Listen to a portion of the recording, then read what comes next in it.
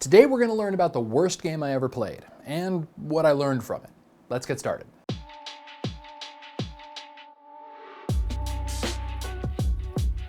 Hey everybody, my name is Joe, and welcome to Tabletop Theory, where we talk about role-playing games, educational theory, and counseling theory, and how all of those things put into a bowl and mixed together and then consumed by some kind of process makes you a better storyteller. We're not really going to go into the theory today, but we are going to talk about some lessons that I learned over my time as a role player, and more specifically, lessons that I learned from a game that took place in 2013.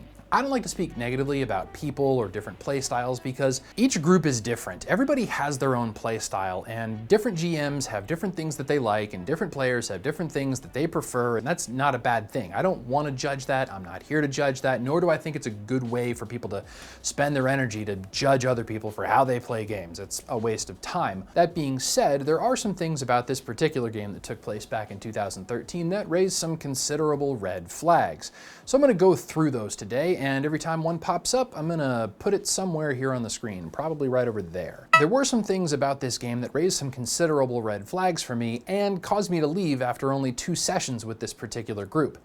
And frankly, that was 2 sessions too many. So what I want to do is talk about what happened, and then after I'm done, I want to go through it and kind of talk about what I learned from it, because I feel like it doesn't do any good to complain about something if you don't either learn from it or find a way to improve upon it. Also, I want to point out something. I know that I'm lucky in this and that this particular worst game for me is as nice as it actually is. I know that there are many people out there who've had far worse experiences than this at a role-playing game table than I have. So, without further ado, here's what happened. So to give this some context, this happened in the year 2013. 5th edition hadn't come out yet, and everybody was getting together with Pathfinder or D&D 3.5. I had just moved to this particular part of the country, and I didn't know anybody in this area. I didn't know anybody, I didn't have any friends, I didn't have any family, I didn't have a role-playing game. As some of you, I'm sure, know, when you move to a new area, you want to find a new game. You want to find a new group of people that you can scratch that role-playing itch with. And the time came to find a new game. And I used, God, at the time, I think it was meetup.com. After connecting with this GM, I actually got to get on the phone with him, and we had some conversations. He explained that he had a couple of ground rules for his campaign, and I'm gonna list them off right here. Show up on time. Okay, no big deal. Roll in the open. It's a smart rule. No cell phones. Okay, I can deal with that. Give at least 48 hours of notice if you're not going to be able to show up for a session. Smart, common sense, I agree with that. If you can't stay for the whole session, then don't bother coming. The games were from 4 p.m. to 10 p.m. They were 6 hours every Saturday.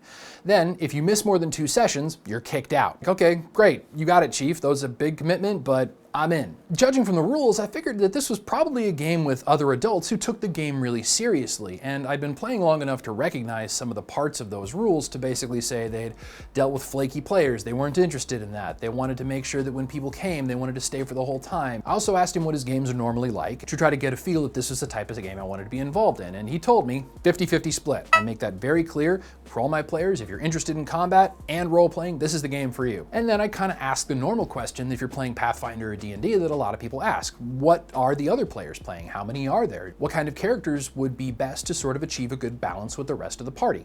And the GM was very open. He was like, no, play whatever you want. It doesn't matter. You can play whatever. We currently have a barbarian, a wizard, and an alchemist rogue witch. And I'm like, whoa, okay, cool. So you've got 5 other players. And he's like, no, there's only 3 other players. One of them is playing a multi-class character because they're all going to be level 5, and you're going to start at level 4. And I'm like, okay, yeah, you know. A little tingling started going off in the back of my head, but whatever. I don't know these people. I wanted to see what they were about. He didn't really care what I played as long as he could approve it. So I created a character that was a rogue who actually adventured for the purpose of finding components to make magical items and then sell them. Level 4 Pathfinder, rogue, no multi-classing, elf, pretty basic.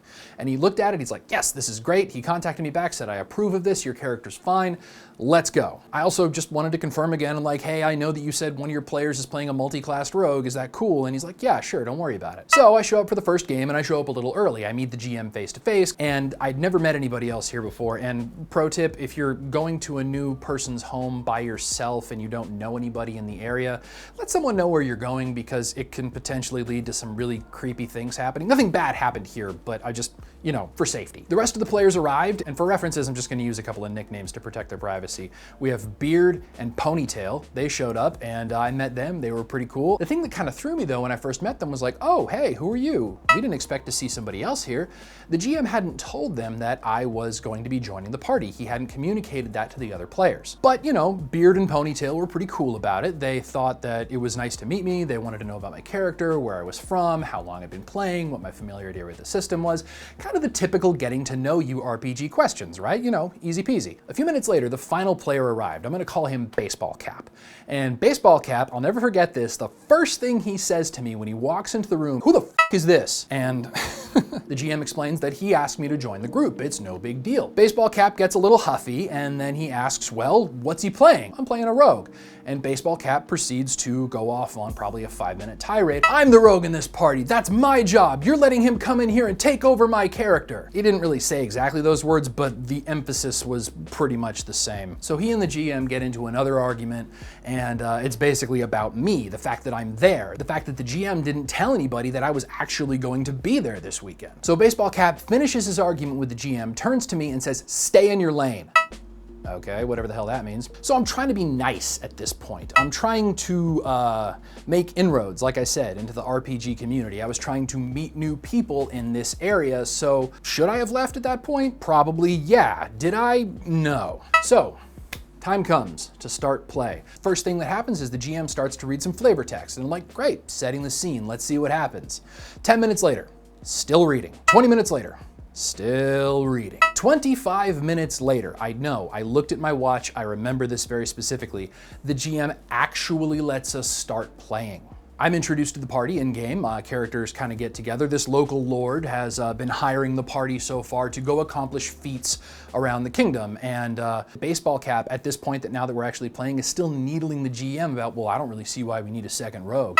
And brief in-character interactions to the local lord, well, you don't need to hire him, you know, you already have me. But finally we get past that point of the game, and now it gets to the whole pre-dungeon sort of build-up, the shopping part. You know, everybody goes around, they interact with some NPC shopkeepers, they meet like a sort of fun, comic relief sort of shopkeeper who maybe sells potions and is drunk one too many and has always got like crazy hair, like some funny looking glasses or something like that. We get ready to go out on the adventure, and I'm having fun with Beard and Ponytail, and Baseball Cap, you know, he's not really role-playing. He's just kind of sitting there sullenly looking at his phone, and occasionally the GM's like, so are you buying anything? And he's like, yeah, I get a potion. When we finally get all our shopping done, it's time to go out into the world and get to this dungeon. And then I'm thinking, hey, I'm a rogue. I know that I have a pretty good stealth skill. I'll do the nice thing and offer to take point. Beard agrees, Ponytail agrees, Baseball Cap sits at his phone and doesn't really do anything until I start to go into the dungeon, and he looks at me and says, why are you here? What are you talking about? And he, in-game, says, well, we are a mighty group. We don't need another rogue. You're not even on the same level as us. And the GM actually interjects at that point and explains that I'm level 4 because he asked me to create a level 4 character. And then Baseball Cap said something like, well, good, he wasn't here, so he shouldn't be on the same level. So I move ahead and try to be a good team player rogue still at that point, and I get into the dungeon. I see some, I think there were troglodytes or something, I don't even know. Out comes the bow, bam, bam, drop the 2 foes relatively quickly. No alarms go off, nobody knows we're there. Maybe he'll shut up now. And everybody comes in and they're like, okay, yeah, you know, Beard and Ponytail are like, great, thank you, you're a good team player. And I'm like, okay, I'm gonna go look for traps at this door over here. And Baseball Cap's like, I stop him. And turns out that this party has a method for checking doors in a dungeon that they've been doing since the group was formed. Baseball Cap will cast Check for Traps, which lasts for a minute, and will go around and check all of the rooms that have doors that can lead somewhere dangerous after they've cleared out all the monsters. And then Ponytail, playing the wizard, will use Mage Hand to open the doors in case anything actually is on the doors that Baseball Cap didn't find. Okay, cool, that's actually a really good idea. That's smart. And I think at that point we were actually hired to go find this demon who had enslaved a bunch of dwarves in this dungeon cave system thing. So we've been playing for about 4 hours at this point, and it's been pretty much all combat the entire time, if you don't count the brief interactions with the shopkeepers and the lord that hired us. I mean, if that's where this story's going at that point, then I'm on board. It's just sort of a minimal role-playing experience. And eventually we do find the dwarves. We find them after they've been like chained up and they're in kind of like a lava pit environment, if I remember correctly. I have the idea, hey, why don't I ask the dwarves if they have a map? Because maybe that'll help us actually figure out, you know, where to go next. Beard and Ponytail are like, that's a great idea. You should do that because you speak Dwarven and none of us do. And I'm like, okay, cool, I got you. Beard comes with me because he's playing a barbarian, and barbarians should always interject themselves into situations where they have no expertise because it's more fun that way. We go over and we talk to the dwarves for a few minutes, and eventually I convince one of them to, you know, draw us a map and give us a way to actually figure out where we're going. The whole exchange probably lasts about 15 minutes. I do manage to do pretty well on some of my social roles and get them to create a map for us. So Beard's like, yeah, great, and Ponytail's like, yeah, great. And then Baseball Cap's like, are you done wasting time? Wait, what? I got the map for us. You just spent all that time role-playing. Sorry, what? You're just wasting time. So I explained that it's a role-playing game, and part of the game that I enjoy, feeling a little defensive at this point, is the role-playing. So I asked, why are you playing? Probably kind of like that because I was feeling kind of upset at this point. And he responds, to get that fat exps and loot. I'm not exaggerating, that's actually what he said. I could still remember it because it was ridiculous. The rest of the session is pretty much just like that. Combat, combat, combat, needling from Baseball Cap. It just kind of goes on. Beard and Ponytail have fun with me, have fun with the GM. Baseball Cap just seems to kind of want to sit there, look at his phone, be sullen, and then if combat breaks out, he's the one calling the shots. He wants to make sure that if anybody does anything in combat, he approves of it first. Okay, cool. I've played with some groups before where there's like a party tactician who basically assumes that role. That wasn't how he was explained to me. I thought he was just kind of acting like a dick, but at the same time, I don't know this guy. This is the first time I've met him. So the session leaves and Baseball Cap's like the first one out of there. Beard and Ponytail are left there with the GM and me, and I'm like, what's this guy's deal? What did I do wrong? Is he just upset that I'm like here and he didn't know about it? Beard and Ponytail and the GM are like, yeah, he's just kind of like that. He's a little rough around the edges. You'll get used to him over time. We're gonna see you next week, and I agree to come back the following week. So I come back the next week and Beard and Ponytail are already there, and they're kind of, you know, we all talk a little bit, kind of get to know each other a little bit more, and everything's pretty cool. And I'm figuring, okay, last week was probably just a fluke. Turns out the GM this week wants to run a one-shot, and he's already made some pre-made characters for us to go through and to, you know, kind of get ready for this campaign. And on the back of each of them, there's like some notes about memories that we have, because apparently we're going to be starting with amnesia. About 10 minutes later, Baseball Cap comes in, nodding at me, being overtly hostile, looks at the GM, he's like, what's this? And the GM's like, well, we're doing a one-shot today. Well, I'm not gonna play that character. I didn't get to choose the character that I wanted, and the GM's like, well, you were late, so tough luck. People were trying to be accommodating of the fact that he was late. I get it, life happens. If you're gonna be late, then maybe you don't get to pick the right character you want. He was still complaining and finding things to complain about, and eventually the GM's like, fine, fine, fine, here, take this one, and he hands him off some other character. So after everybody finally has their characters, we all kind of get ready to play, get our stuff together, get the dice out, and 2.5 hours later, 2.5 hours of flavor text, sitting there, not interacting, not playing, listening for 2.5 hours about the history of this world, the intricacies of the royal families. 2.5 hours. Started at 4, ended at 6:30. Some people are nodding off a little bit. Baseball Cap's on his phone. I don't blame him. Play's about to start. We're in the graveyard. We're kind of putting some dots together. I'm interacting with Beard and Ponytail, and we're sort of trying to figure out what happens next. Baseball Cap looks up at me and says, I don't understand why you're here. We're a mighty group. We don't need you. I'm over it by that point. I'm just like, dude, what is your problem with me? And he's like, nothing, I just don't think you're necessary. Before an argument can start, the GM kind of jumps in and reads another 45 minutes of flavor text. At the end of the session, I'm like, hey, thanks for having me, I'm out.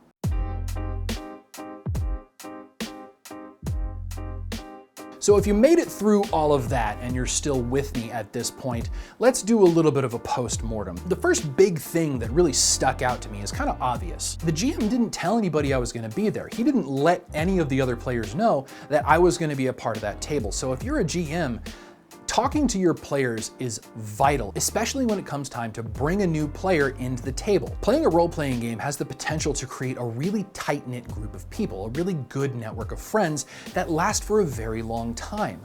But if you do something like bring a new player in without consulting with the rest of your players, it erodes that trust between the player and the storyteller, as well as putting the person who's new in a really awkward position to sort of try to justify their presence to the rest of the group, especially if you have a player like Baseball Cap who just really can't get over the fact that a new player got introduced without either his consent or his permission or whatever his problem ended up being. I'm gonna come back to Baseball Cap in a minute. The other thing to know is that being honest is really important.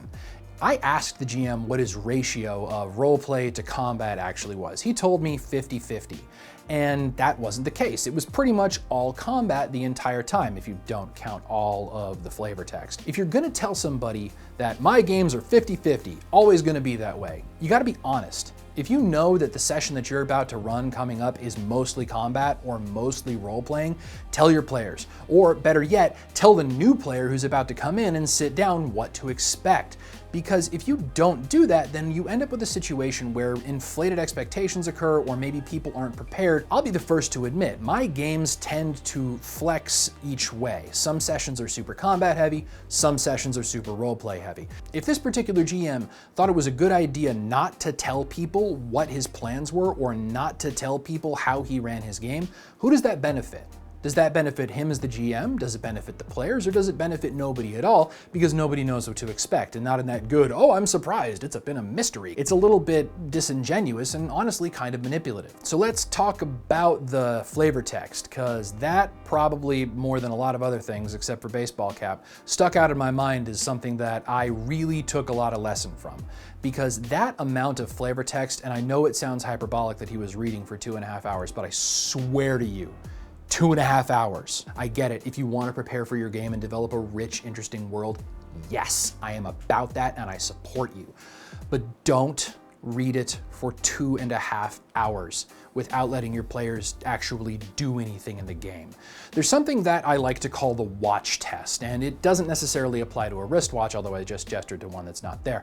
It refers to actually watching your players. If you're reading so much flavor text that you can't look up and actually watch your players for their reactions, then it's probably too much flavor text. It's something that gets between you and your players. I try really hard not to let my flavor text last longer than a minute and a half tops, because I feel like if I'm not looking at my players for that amount of time, then I'm probably missing something. I'm probably not going to catch their reactions to things that I say or things that they're doing with each other, because if I don't know what my players are thinking and feeling, then I don't know where to take the story next. So just keep that in mind. The watch test. If you're reading, you're not watching your players. Coming down to Baseball Cap, I wanted to talk about him for a minute. Toxic players are something that I feel like people talk about, but they don't necessarily talk about. They talk at the idea, but it's tough to really understand what to do in a situation like that. So first of all, I want to give Baseball Cap the benefit of the doubt. I don't know him. I didn't know him before the game started. I've never talked to him since I left that game. Add on top of the fact that the GM didn't tell him I was there. And apparently this player had a huge issue with the fact that I was playing a class that he already had built into his multi-class. So apparently there were many buttons that were pushed in his particular case. He probably felt pretty justified in his actions because remember, people seldom think of themselves as the villain. He was rude to me, yeah, but in his mind, he probably felt like he was doing the right thing. Maybe he didn't want other people doing rogue stuff, hence the whole stay in your lane thing, whatever.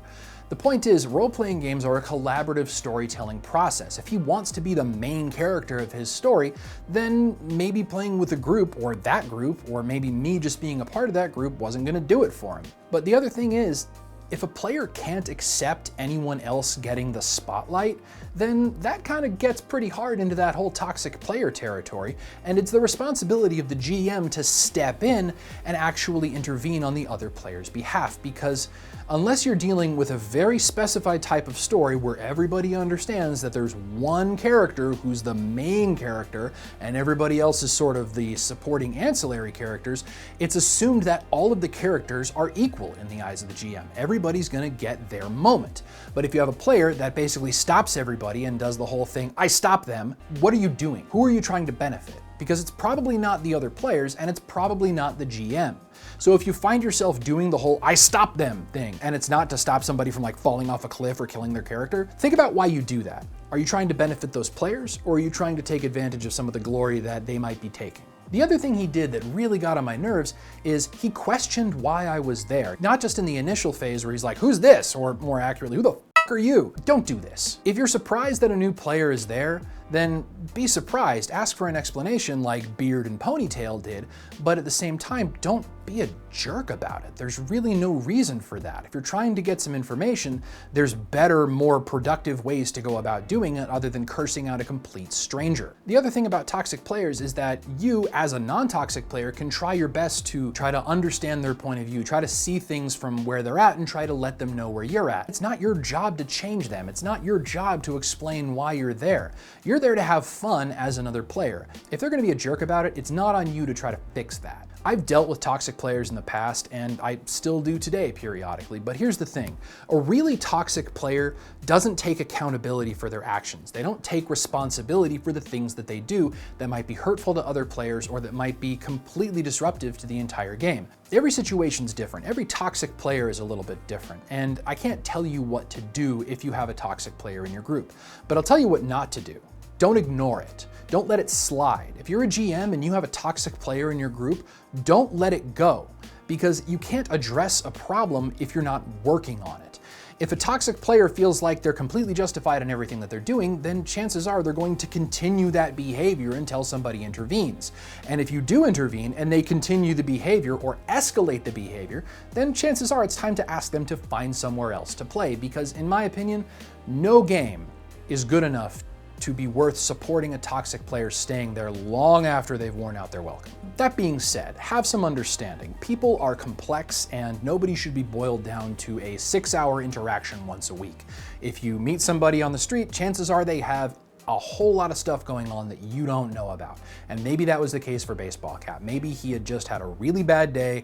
Maybe something really bad happened. Maybe his dog died. Maybe his wife left him. Maybe his husband left him. Maybe his kid's in the hospital. I don't know. For a lot of people, that brief period of time where they get to play their weekly D&D session is a way to get rid of a lot of the stress that's been built up over the last whatever amount of time it's occurred. Frankly, there's so much about Baseball Cap that drove me crazy that it's too much to list, and it would make this already very long video even longer. But I can say he was a dick all that I want, but the thing is, I came back for the second session. So here's the thing that I learned that was the most important.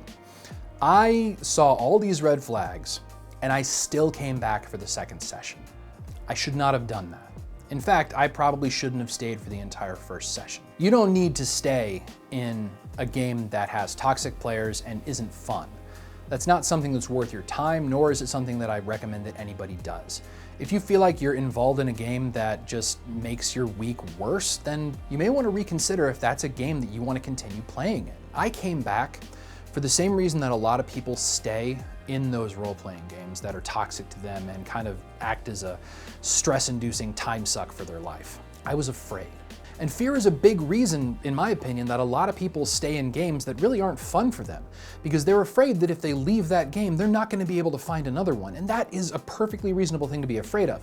Dungeons & Dragons, Pathfinder, Shadowrun, whatever you're doing, it scratches a lot of itches for different people. It's a good way to get social connection that we as humans really need. And anybody who's been on the end of a Zoom call over the last 6 months probably understands exactly what I'm talking about. In person, face-to-face role-playing games make a huge positive impact in people's day-to-day lives. They relieve stress and all the different things that I talk about in another video. But the point is, I didn't leave because I had that fear. I didn't leave because I was new in that area. I didn't leave because this was the first role-playing group that I'd met, and I was afraid that I was never gonna find another one. But here's the thing. After playing for most of my life, I should have known then what I definitely know now. There's always going to be another game. There are always going to be other players that you can get involved with. There's always going to be a group that fits you without having a toxic player just dragging everybody down. because that's the good thing about role-playing games, and especially now with their popularity just exploding because of the internet and 5th edition and Matt Colville and Matt Mercer and I'm sure someone else named Matt. You have a lot of resources, you have a lot of options now that I didn't have in 2013, but I still did have options. And I should have left, but I didn't. And out of all the things that I learned, the thing about all of the flavor text that lasted forever, Baseball Cap being a total tool, everybody else actually not knowing that I was coming because the GM didn't bother to tell them, that doesn't matter. That's small potatoes. I should have looked out for myself. I should have seen what was happening and taken the time to advocate for the things that I wanted out of a role-playing game and gotten out of a situation that was really causing me a lot more stress and anxiety than it ever should. Because remember what the G in RPG stands for. It's a game. If you're going to do something like this, it's probably because you want to have fun with it. And games are supposed to be fun. Yeah, you can get a lot of other things out of it, but that fun is baked into the name. And if you're not having fun, then you should probably look for another place where you will, because life's too short to play with toxic players and bad GMs. So that's all I've got. Yeah, that was a super long video, but at the same time, I'm so glad if you've made it this far. Thank you, you're a trooper. I don't really like talking about negative experiences on this because I feel like it's really easy for a lot of people to sort of talk smack about each other instead of build each other up. I would much rather build up the good habits than talk about the bad habits, but at the same time, I still think it needs to be addressed because life's too short to be playing games and not enjoying them. If you do want to share an RPG horror story, I would really be curious to know, what did you learn? Did you learn something from it? And if you did, I want to know about that. I want to know what you learned. You can follow me on Instagram or Twitter, or you can let me know here in the comments section. I'm really curious, what did you learn? Because everybody has these RPG horror stories, but if we don't learn from the bad things that happen, then they're probably going to happen again.